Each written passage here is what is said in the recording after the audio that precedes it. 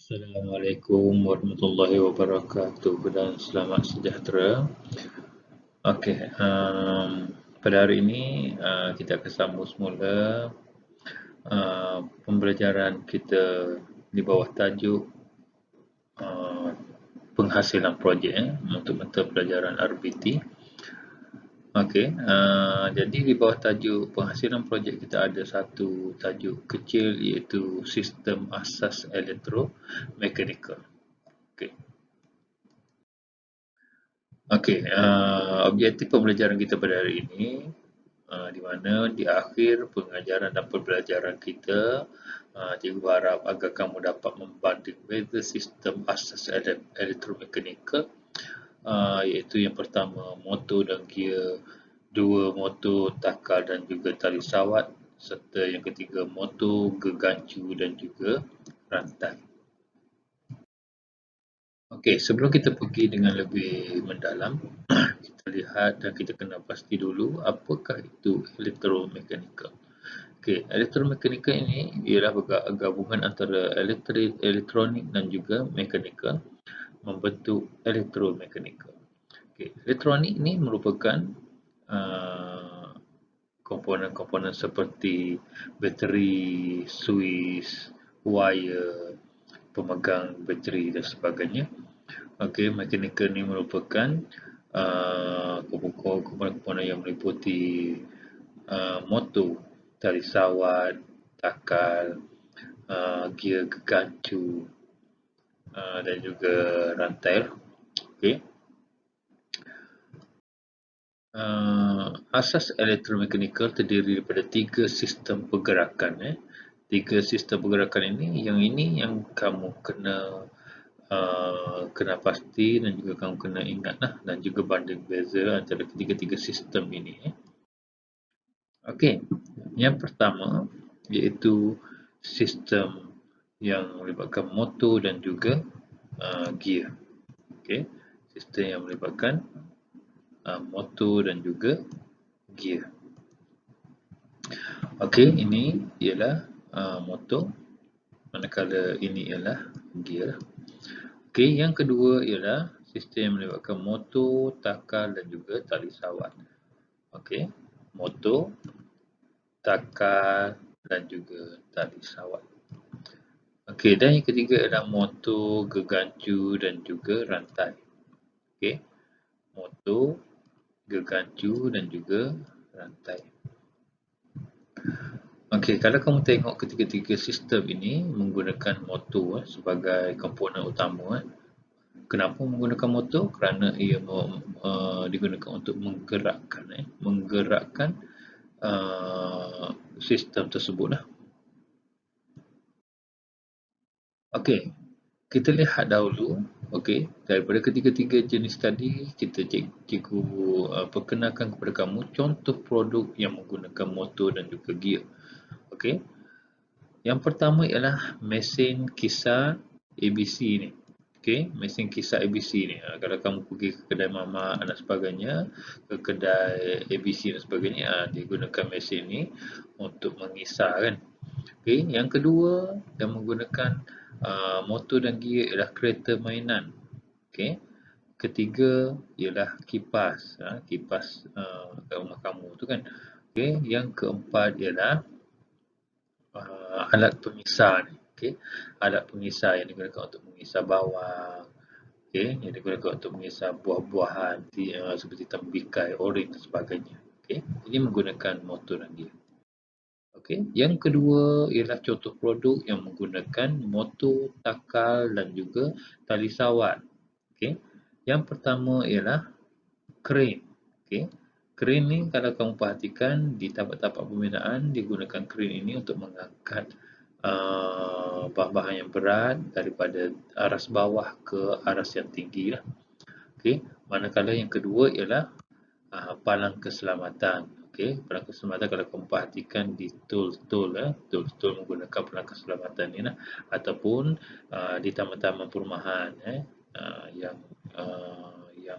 mementingkan keselamatan digunakan palang keselamatan ni untuk menjaga keselamatan penduduk-penduduk sekitar dia kan. Okey, yang ketiga ialah mesin jahit. Okey. Dan yang keempat ialah enjin kenderaan. Okey, enjin kenderaan, kereta, bas, lori dan sebagainya menggunakan sistem motor takal dan juga tali sawat. Okay. Contoh produk yang menggunakan motor, gegancu dan juga rantai pula ialah seperti roda Ferris. Roda Ferris ni. Kalau kamu pergi ke farm fair dan sebagainya, akan jumpalah roda Ferris ni. Okay. Yang kedua ialah motosikal. Okay. Dan yang ketiga ialah kereta kebal. Okay.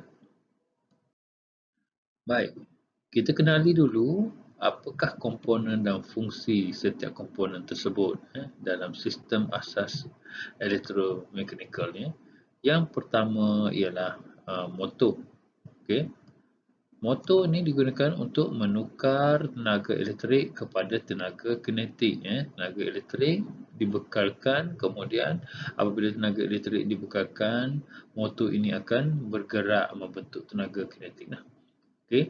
Dan yang kedua, motor ini digunakan untuk menaik dan juga menurunkan cangkuk crane. Crane yang kita tengok tadi yang digunakan secara meluas di tapak pembinaan. Jadi cangkuk itu menggunakan motor ini untuk menaik dan juga menurunkan cangkuk. Baik, dan yang kedua ialah takal. Takal ialah merupakan mesin ringkas yang menyambungkan tali sawat. Okey.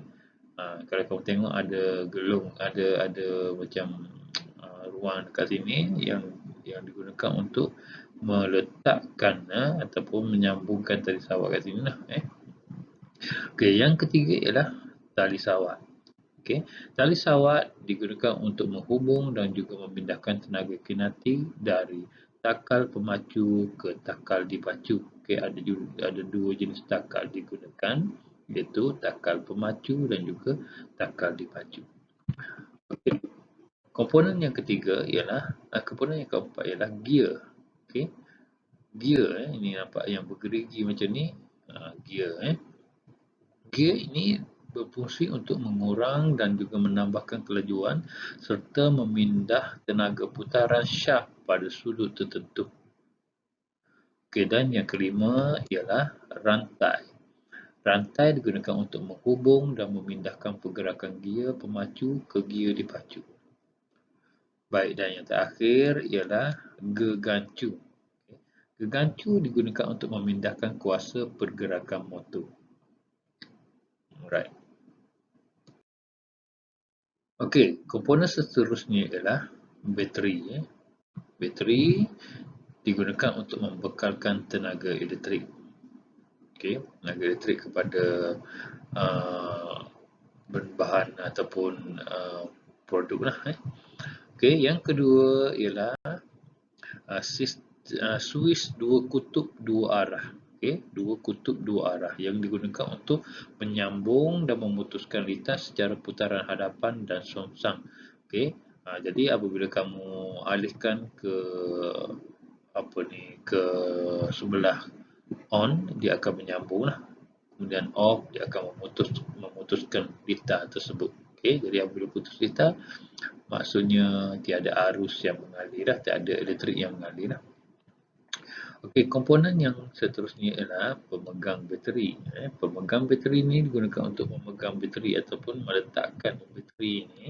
Okey, bateri yang ini pada tapak ataupun pada pemegang bateri ini lah.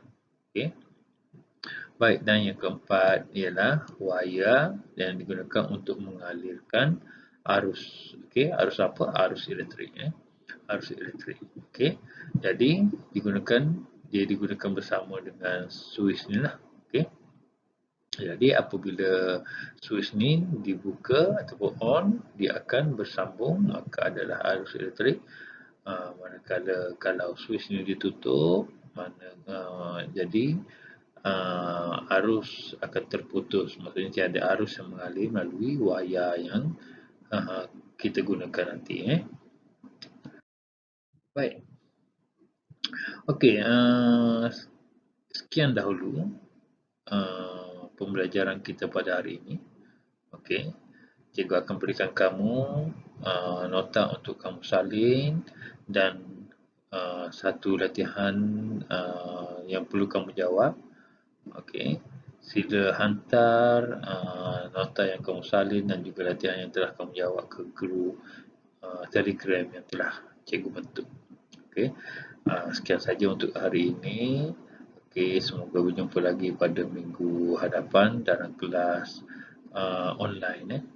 Okey, baik. Sekian, terima kasih. Assalamualaikum warahmatullahi wabarakatuh.